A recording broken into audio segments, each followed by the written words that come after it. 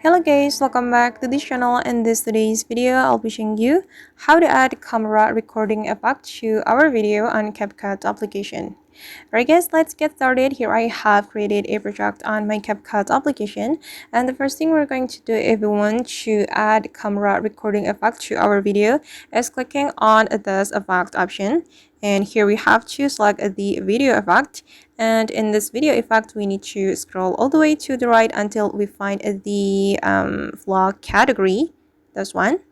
And here we have some options. We have camcorder and camcorder 2 and camcorder 3, and I'm gonna go with this camcorder 3.